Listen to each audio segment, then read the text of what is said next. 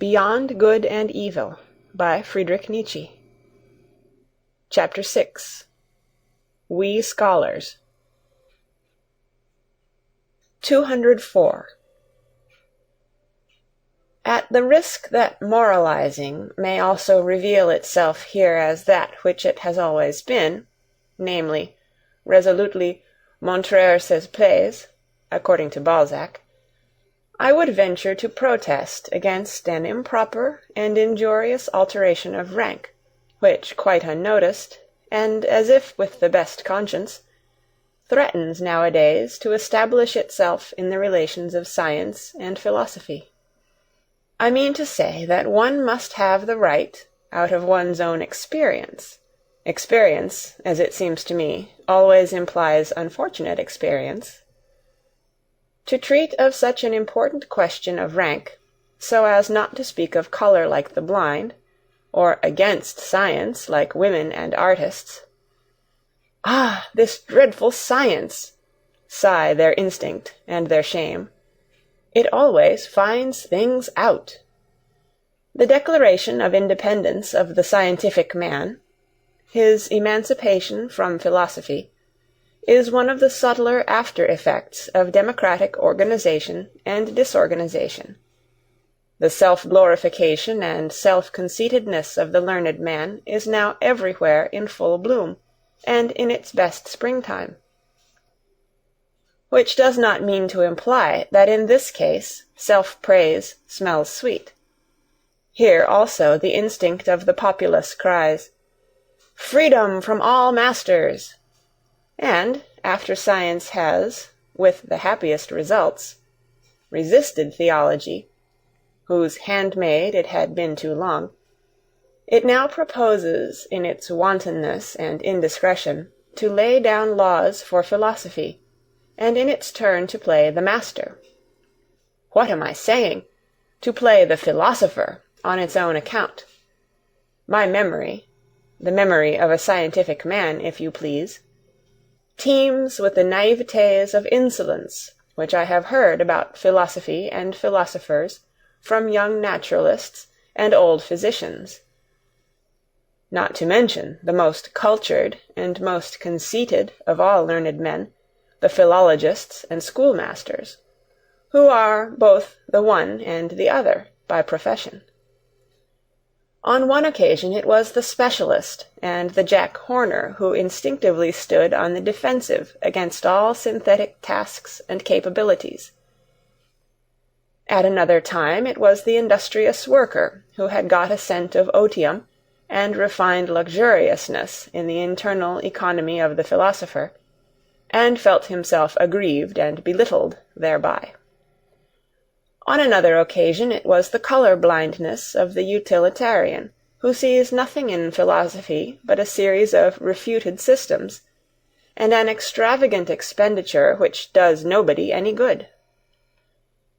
At another time the fear of disguised mysticism and of the boundary adjustment of knowledge became conspicuous.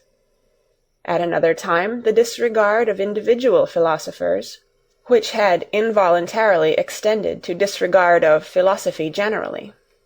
In fine, I found most frequently, behind the proud disdain of philosophy in young scholars, the evil after-effect of some particular philosopher, to whom on the whole obedience had been forsworn, without, however, the spell of his scornful estimates of other philosophers having been got rid of, the result of being a general ill-will to all philosophy. Such seems to me, for instance, the after-effect of Schopenhauer on the most modern Germany. By his unintelligent rage against Hegel, he has succeeded in severing the whole of the last generation of Germans from its connection with German culture, which culture, all things considered, has been an elevation and a divining refinement of the historical sense. But precisely at this point Schopenhauer himself was poor, irreceptive, and un-German to the extent of ingenuousness. On the whole, speaking generally, it may just have been the humanness, all too humanness of the modern philosophers themselves, in short, their contemptibleness, which has injured most radically the reverence for philosophy and opened the doors to the instinct of the populace. Let it but be acknowledged to what an extent our modern world diverges from the whole style of the world of Heraclitus, Plato, Empedocles, and whatever else all the royal and magnificent anchorites of the spirit were called, and with what justice an honest man of science may feel himself of a better family and origin, in view of such representatives of philosophy, who, owing to the fashion of the present day, are just as much aloft as they are down below. In Germany, for instance, the two lions of Berlin, the anarchist Eugen Dühring, and the amalgamist Eduard von Hartmann. It is especially the sight of those hotch-potch philosophers who call themselves realists, or positivists, which is calculated to implant a dangerous distrust in the soul of a young and ambitious scholar. Those philosophers, at the best, are themselves but scholars and specialists. That is very evident.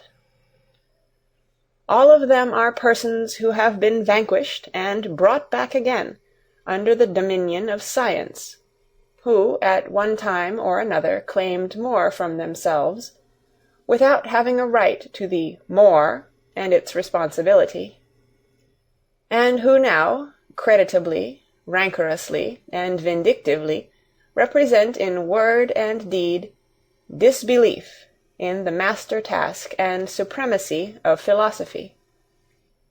After all, how could it be otherwise?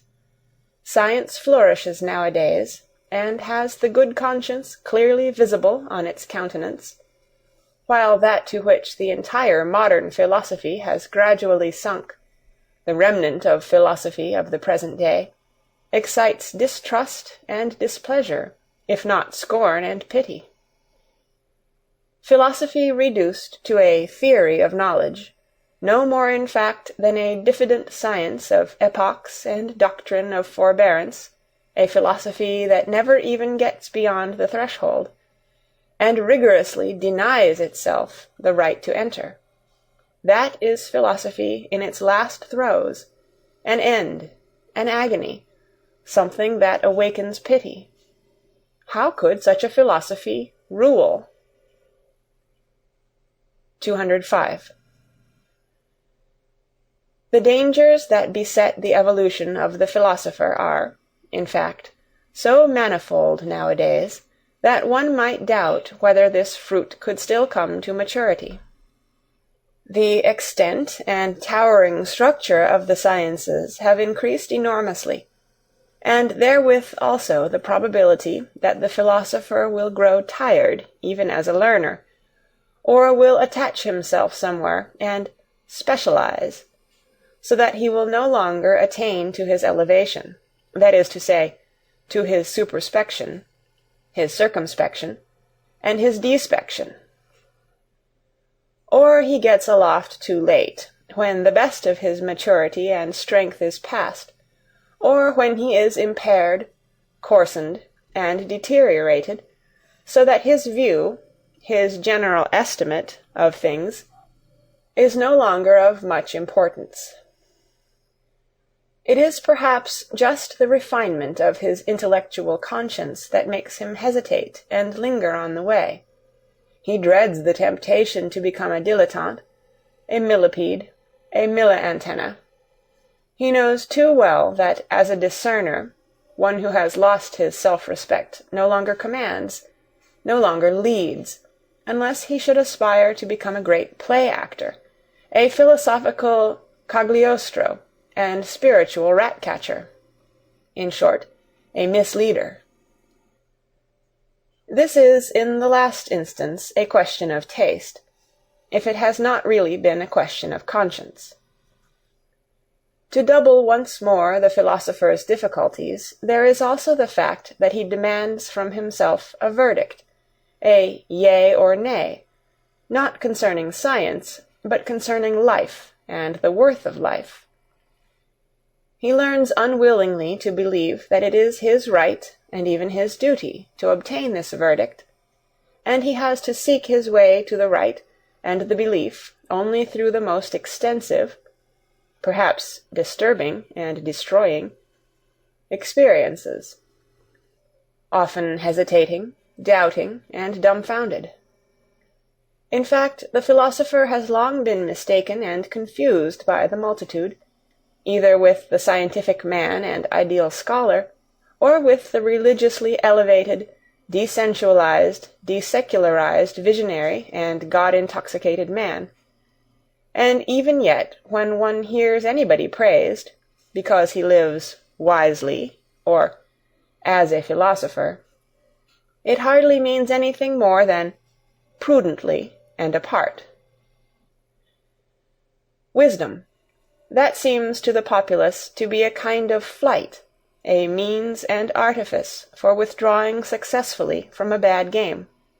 But the genuine philosopher, does it not seem so to us, my friends, lives unphilosophically and unwisely, above all, imprudently, and feels the obligation and burden of 100 attempts and temptations of life. He risks himself constantly. He plays this bad game. 206. In relation to the genius, that is to say, a being who either engenders or produces, both words understood in their fullest sense, the man of learning, the scientific average man, has always something of the old maid about him, for, like her, he is not conversant with the two principal functions of man. To both, of course, to the scholar and to the old maid, one concedes respectability, as if by way of indemnification. In these cases one emphasizes the respectability.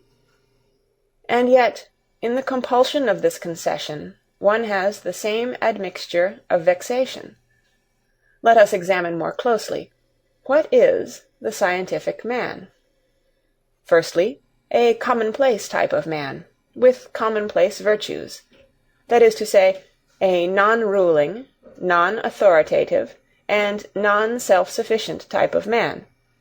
He possesses industry, patient adaptableness to rank and file, equability, and moderation in capacity and requirement.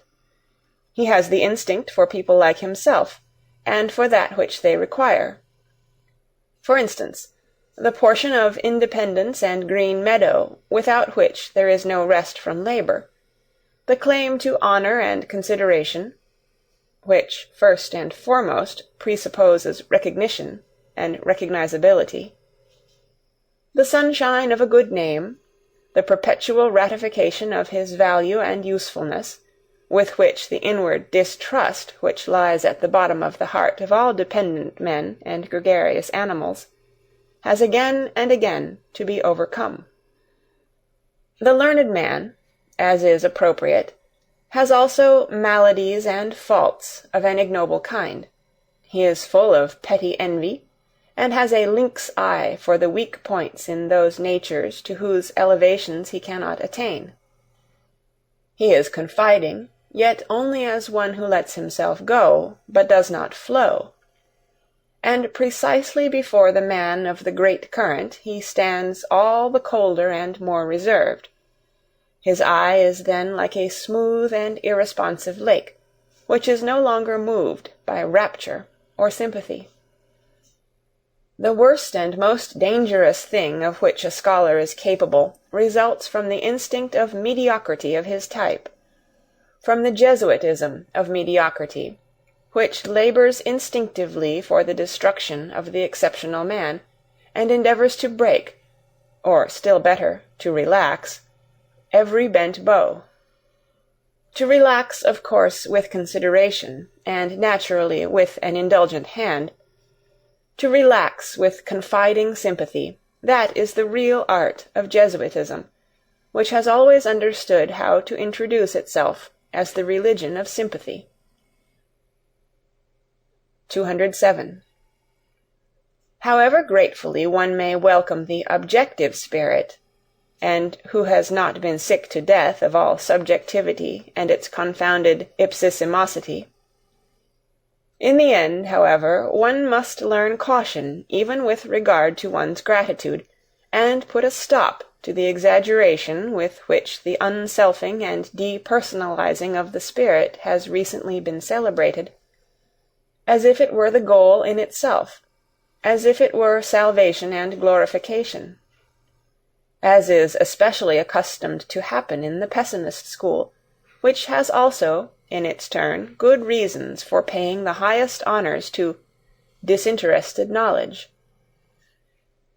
The objective man, who no longer curses and scolds like the pessimist, the ideal man of learning, in whom the scientific instinct blossoms forth fully after 1,000 complete and partial failures, is assuredly one of the most costly instruments that exist, but his place is in the hand of one who is more powerful. He is only an instrument. We may say he is a mirror. He is no purpose in himself. The objective man is in truth a mirror accustomed to prostration before everything that wants to be known, with such desires only as knowing or reflecting implies. He waits until something comes, and then expands himself sensitively, so that even the light footsteps and gliding past of spiritual beings may not be lost on his surface and film. Whatever personality he still possesses seems to him accidental, arbitrary, or, still oftener, disturbing. So much has he come to regard himself as the passage and reflection of outside forms and events. He calls up the recollection of himself with an effort, and not infrequently wrongly, he readily confounds himself with other persons. He makes mistakes with regard to his own needs, and here only is he unrefined and negligent. Perhaps he is troubled about the health, or the pettiness and confined atmosphere of wife and friend, or the lack of companions and society. Indeed, he sets himself to reflect on his suffering, but in vain. His thoughts already rove away to the more general case, and tomorrow he knows as little as he knew yesterday how to help himself. He does not now take himself seriously and devote time to himself. He is serene, not from lack of trouble, but from lack of capacity for grasping and dealing with his trouble. The habitual complacence with respect to all objects and experiences, the radiant and impartial hospitality with which he receives everything that comes his way, his habit of inconsiderate good nature, of dangerous indifference as to yea and nay, alas, there are enough of cases in which he has to atone for these virtues of his, and as man generally, he becomes far too easily the caput mortuum of such virtues. Should one wish love or hatred from him, I mean love and hatred as God, woman, and animal understand them, he will do what he can, and furnish what he can. But one must not be surprised if it should not be much, if he should show himself just at this point to be false, fragile, questionable, and deteriorated. His love is constrained, his hatred is artificial, and rather un tour de force, a slight ostentation and exaggeration. He is only genuine so far as he can be objective. Only in his serene totality is he still nature and natural. His mirroring and eternally self-polishing soul no longer knows how to affirm, no longer how to deny. He does not command, neither does he destroy. Je ne méprise prescrire, he says, with Leibniz. Let us not overlook nor undervalue the presque. Neither is he a model man. He does not go in advance of anyone, nor after either. He places himself generally too far off to have any reason for espousing the cause of either good or evil. If he has been so long confounded with the philosopher, with the Caesarean trainer and dictator of civilization, he has had far too much honor, and what is more essential in him has been overlooked. He is an instrument, something of a slave, though certainly the sublimest sort of slave, but nothing in himself. Presque rien.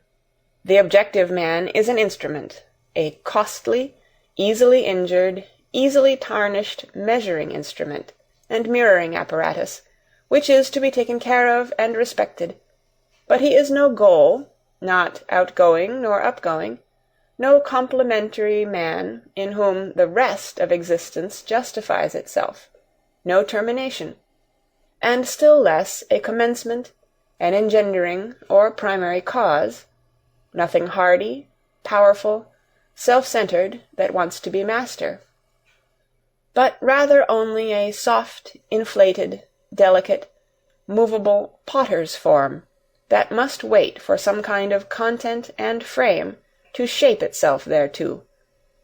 For the most part a man without frame and content, a selfless man. Consequently, also, nothing for women, in parenthesi. 208.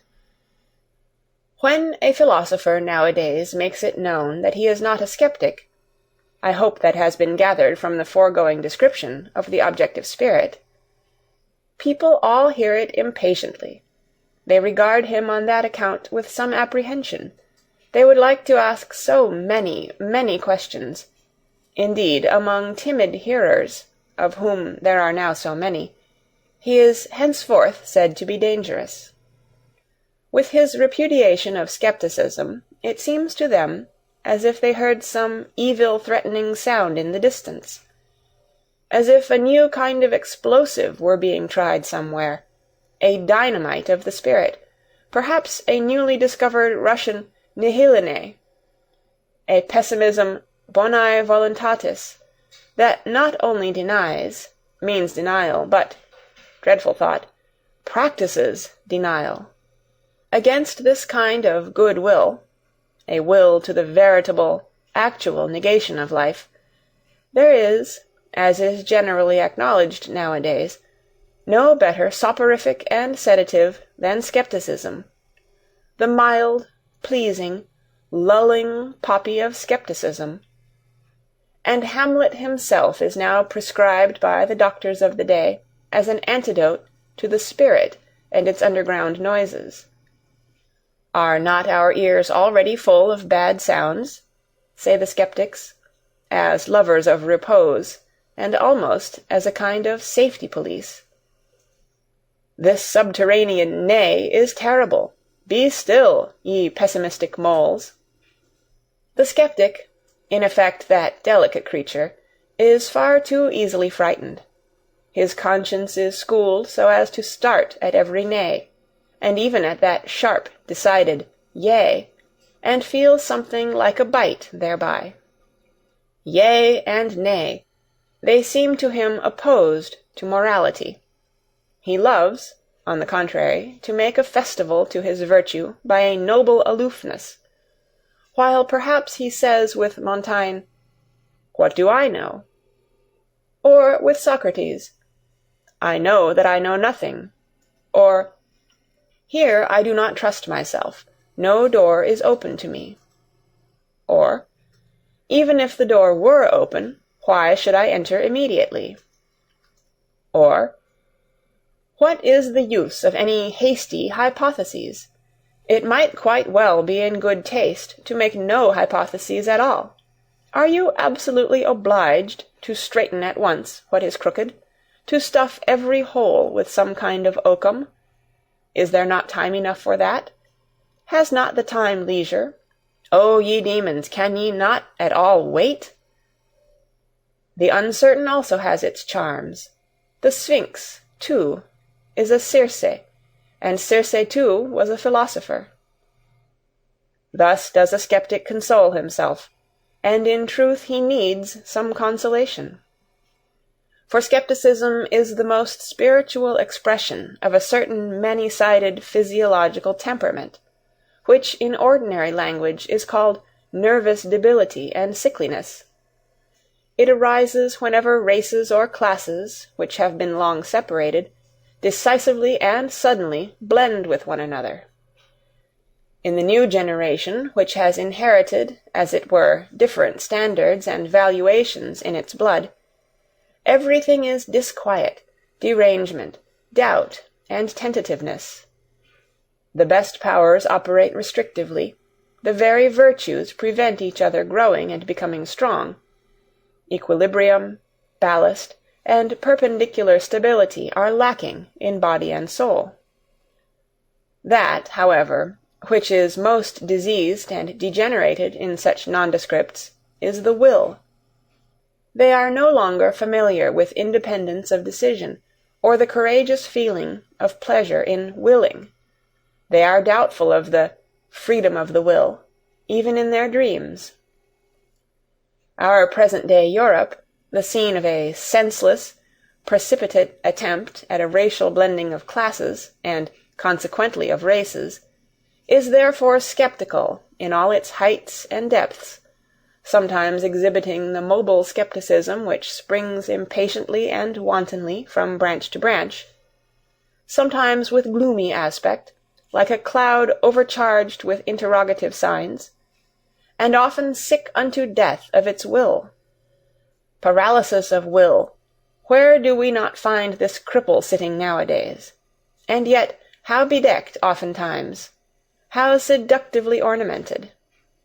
There are the finest gala dresses and disguises for this disease, and that, for instance, most of what places itself nowadays in the showcases as objectiveness, the scientific spirit, l'art pour l'art, and pure voluntary knowledge, is only decked-out skepticism and paralysis of will. I am ready to answer for this diagnosis of the European disease. The disease of the will is diffused unequally over Europe. It is worst and most varied where civilization has longest prevailed.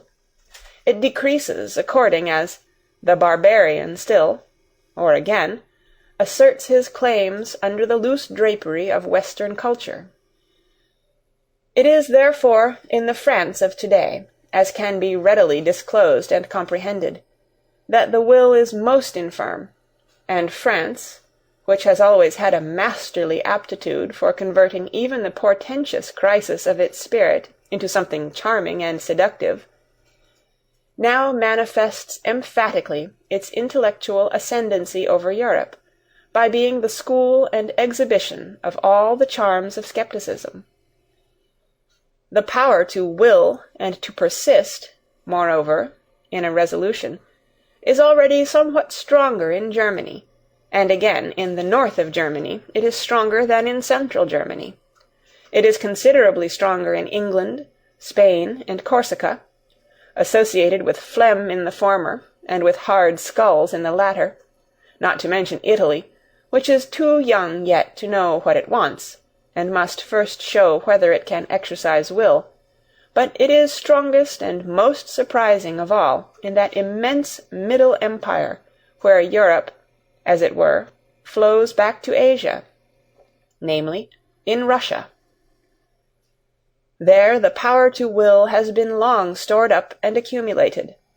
There the will, uncertain whether to be negative or affirmative, waits threateningly to be discharged, to borrow their pet phrase from our physicists. Perhaps not only Indian wars and complications in Asia would be necessary to free Europe from its greatest danger, but also internal subversion, the shattering of the empire into small states, and above all the introduction of parliamentary imbecility, together with the obligation of every one to read his newspaper at breakfast. I do not say this as one who desires it. In my heart I should rather prefer the contrary. I mean such an increase in the threatening attitude of Russia, that Europe would have to make up its mind to become equally threatening, namely, to acquire one will, by means of a new caste to rule over the continent, a persistent, dreadful will of its own, that can set its aims thousands of years ahead, so that the long spun-out comedy of its petty statism, and its dynastic as well as its democratic many-willedness, might finally be brought to a close. The time for petty politics is past. The next century will bring the struggle for the dominion of the world, the compulsion to great politics. 209. As to how far the new warlike age on which we Europeans have evidently entered may perhaps favor the growth of another and stronger kind of skepticism, I should like to express myself preliminarily merely by a parable, which the lovers of German history will already understand. That unscrupulous enthusiast for big, handsome grenadiers, who, as King of Prussia, brought into being a military and skeptical genius, and therewith, in reality, the new and now triumphantly emerged type of German, the problematic, crazy father of Frederick the Great had on one point the very knack and lucky grasp of the genius. He knew what was then lacking in Germany, the want of which was 100 times more alarming and serious than any lack of culture and social form. His ill will to the young Frederick resulted from the anxiety of a profound instinct.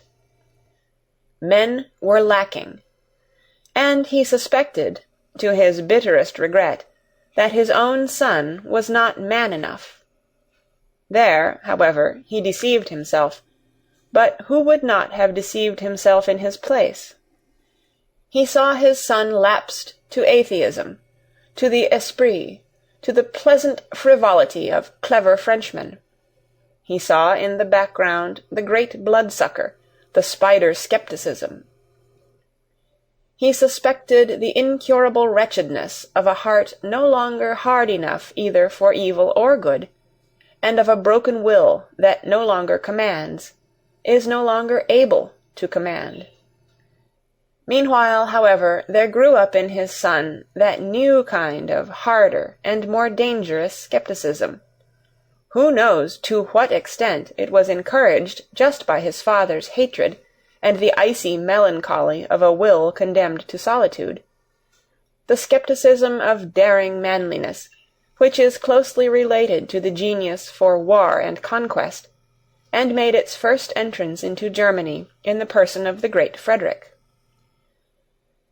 This skepticism despises and nevertheless grasps. It undermines and takes possession. It does not believe, but it does not thereby lose itself. It gives the spirit a dangerous liberty, but it keeps strict guard over the heart. It is the German form of skepticism, which, as a continued Fredericianism, risen to the highest spirituality, has kept Europe for a considerable time under the dominion of the German spirit and its critical and historical distrust. Owing to the insuperably strong and tough masculine character of the great German philologists and historical critics, who, rightly estimated, were also all of them artists of destruction and dissolution, a new conception of the German spirit gradually established itself, in spite of all romanticism in music and philosophy, in which the leaning towards masculine skepticism was decidedly prominent, whether, for instance, as fearlessness of gaze, as courage and sternness of the dissecting hand, or as resolute will to dangerous voyages of discovery, to spiritualized North Pole expeditions under barren and dangerous skies. There may be good grounds for it when warm-blooded and superficial humanitarians cross themselves before this spirit. C'est esprit fataliste, ironique, mephistophelique, as Michelet calls it, not without a shudder. But if one would realize how characteristic is this fear of the man in the German spirit which awakened Europe out of its dogmatic slumber, let us call to mind the former conception which had to be overcome by this new one, and that it is not so very long ago that a masculinized woman could dare, with unbridled presumption, to recommend the Germans to the interest of Europe as gentle, good-hearted, weak-willed, and poetical fools. Finally, let us only understand profoundly enough Napoleon's astonishment when he saw Goethe. It reveals what had been regarded for centuries as the German spirit. Voilà un homme. That was as much to say, but this is a man, and I only expected to see a German. 210.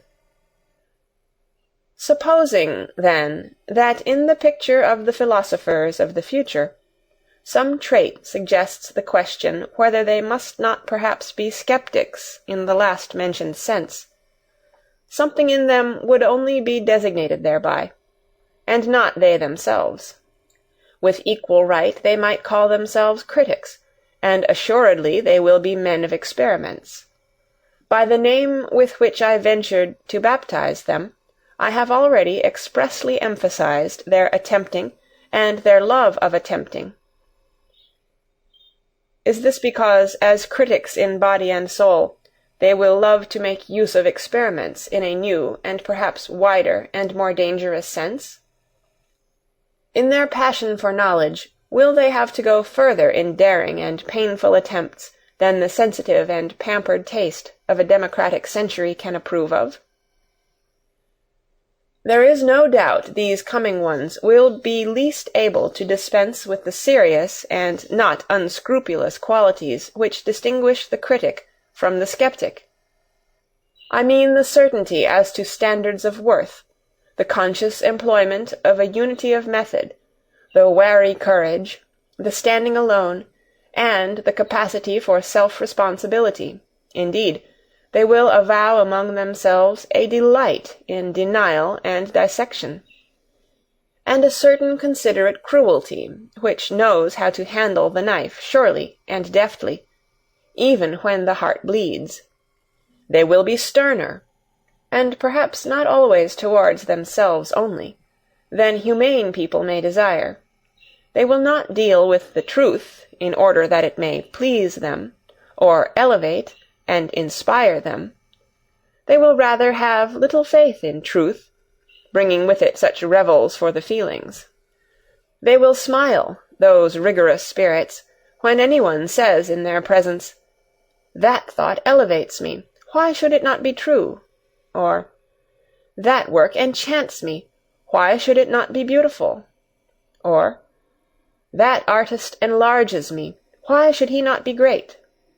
Perhaps they will not only have a smile, but a genuine disgust for all that is thus rapturous, idealistic, feminine, and hermaphroditic, and if anyone could look into their inmost hearts, he would not easily find therein the intention to reconcile Christian sentiments with antique taste, or even with modern parliamentarism, the kind of reconciliation necessarily found even among philosophers in our very uncertain and consequently very conciliatory century. Critical discipline, and every habit that conduces to purity and rigor in intellectual matters, will not only be demanded from themselves by these philosophers of the future, they may even make a display thereof as their special adornment. Nevertheless, they will not want to be called critics on that account. It will seem to them no small indignity to philosophy to have it decreed, as is so welcome nowadays, that philosophy itself is criticism and critical science, and nothing else whatever. Though this estimate of philosophy may enjoy the approval of all the positivists of France and Germany, and possibly it even flattered the heart and taste of Kant.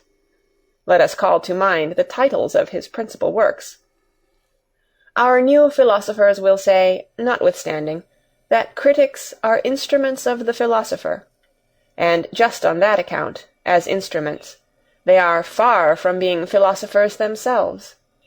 Even the great Chinaman of Königsberg was only a great critic. 211. I insist upon it that people finally cease confounding philosophical workers, and in general scientific men, with philosophers, that precisely here one should strictly give each his own, and not give those far too much, these far too little. It may be necessary for the education of the real philosopher that he himself should have once stood upon all those steps upon which his servants, the scientific workers of philosophy, remain standing, and must remain standing. He himself must perhaps have been critic, and dogmatist, and historian, and besides, poet, and collector, and traveller, and riddle reader, and moralist, and seer, and free spirit, and almost everything, in order to traverse the whole range of human values and estimations, and that he may be able, with a variety of eyes and consciences, to look from a height to any distance, from a depth up to any height, from a nook into any expanse. But all these are only preliminary conditions for his task. This task itself demands something else. It requires him to create values. The philosophical workers, after the excellent pattern of Kant and Hegel, have to fix and formalize some great existing body of valuations, that is to say, former determinations of value, creations of value, which have become prevalent, and are for a time called truths, whether in the domain of the logical, the political, moral, or the artistic. It is for these investigators to make whatever has happened and been esteemed hitherto conspicuous, conceivable, intelligible, and manageable, to shorten everything long, even time itself, and to subjugate the entire past, an immense and wonderful task, in the carrying out of which all refined pride, all tenacious will, can surely find satisfaction. The real philosophers, however, are commanders and law-givers. They say, "Thus shall it be."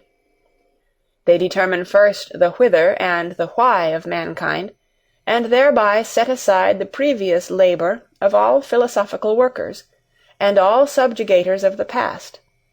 They grasp at the future with a creative hand, and whatever is and was becomes for them thereby a means, an instrument, and a hammer. Their knowing is creating, their creating is a law-giving, their will to truth is will to power. Are there at present such philosophers?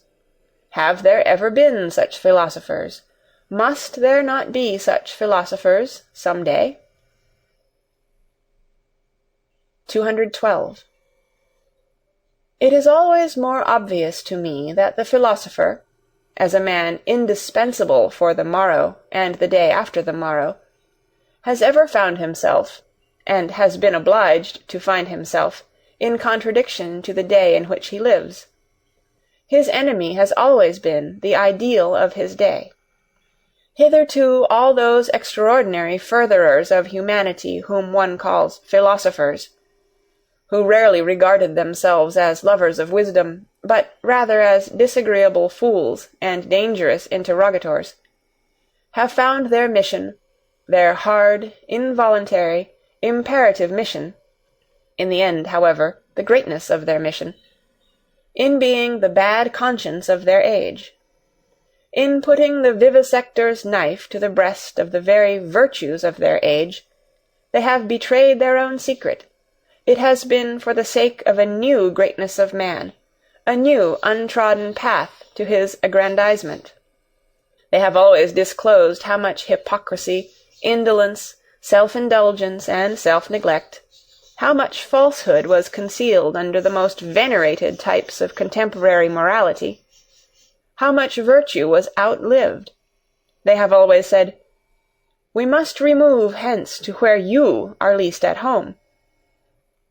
In the face of a world of modern ideas, which would like to confine every one in a corner, in a specialty, a philosopher, if there could be philosophers nowadays, would be compelled to place the greatness of man, the conception of greatness, precisely in his comprehensiveness and multifariousness, in his all-roundness. He would even determine worth and rank according to the amount and variety of that which a man could bear and take upon himself, according to the extent to which a man could stretch his responsibility. Nowadays, the taste and virtue of the age weaken and attenuate the will. Nothing is so adapted to the spirit of the age as weakness of will. Consequently, in the ideal of the philosopher, strength of will, sternness, and capacity for prolonged resolution must specially be included in the conception of greatness, with as good a right as the opposite doctrine, with its ideal of a silly, renouncing, humble, selfless humanity, was suited to an opposite age, such as the 16th century, which suffered from its accumulated energy of will, and from the wildest torrents and floods of selfishness. In the time of Socrates, among men only of worn-out instincts, old conservative Athenians who let themselves go, for the sake of happiness, as they said, for the sake of pleasure, as their conduct indicated, and who had continually on their lips the old pompous words to which they had long forfeited the right by the life they led, irony was perhaps necessary for greatness of soul, the wicked Socratic assurance of the old physician and plebeian, who cut ruthlessly into his own flesh, as into the flesh and heart of the noble, with a look that said plainly enough, "Do not dissemble before me. Here, we are equal." At present, on the contrary, when throughout Europe the herding animal alone attains to honours, and dispenses honours, when equality of right can too readily be transformed into equality in wrong, I mean to say into general war against everything rare, strange, and privileged, against the higher man, the higher soul, the higher duty, the higher responsibility, the creative plenipotence and lordliness. At present it belongs to the conception of greatness to be noble, to wish to be apart, to be capable of being different, to stand alone, to have to live by personal initiative. And the philosopher will betray something of his own ideal when he asserts, "He shall be the greatest who can be the most solitary, the most concealed, the most divergent, the man beyond good and evil, the master of his virtues, and of superabundance of will. Precisely this shall be called greatness, as diversified as can be entire, as ample as can be full." And to ask once more the question, is greatness possible nowadays? 213. It is difficult to learn what a philosopher is, because it cannot be taught. One must know it by experience, or one should have the pride not to know it. The fact that at present people all talk of things of which they cannot have any experience is true more especially and unfortunately as concerns the philosopher and philosophical matters. The very few know them, are permitted to know them, and all popular ideas about them are false.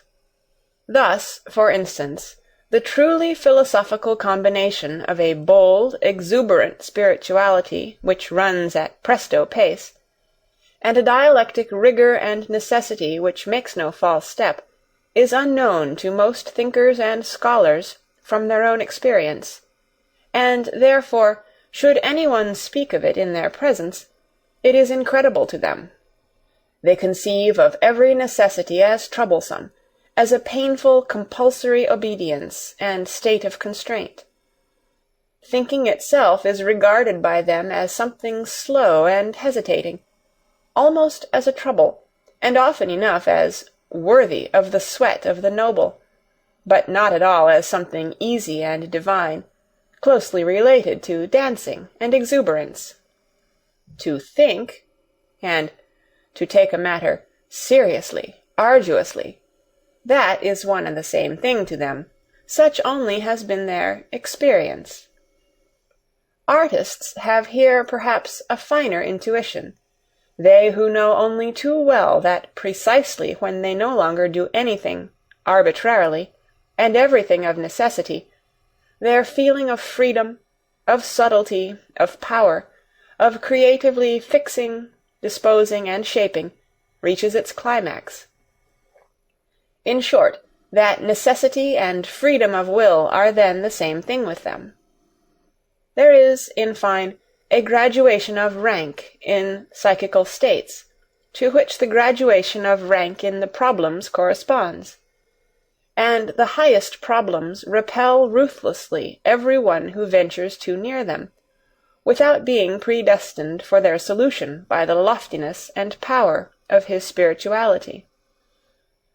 Of what use is it for nimble everyday intellects, or clumsy honest mechanics and empiricists to press, in their plebeian ambition, close to such problems, and as it were into this holy of holies, as so often happens nowadays? But coarse feet must never tread upon such carpets. This is provided for in the primary law of things. The doors remain closed to those intruders, though they may dash and break their heads thereon. People have always to be born to a high station, or, more definitely, they have to be bred for it. A person has only a right to philosophy, taking the word in its higher significance, in virtue of his descent. The ancestors, the blood, decide here also. Many generations must have prepared the way for the coming of the philosopher. Each of his virtues must have been separately acquired, nurtured, transmitted, and embodied.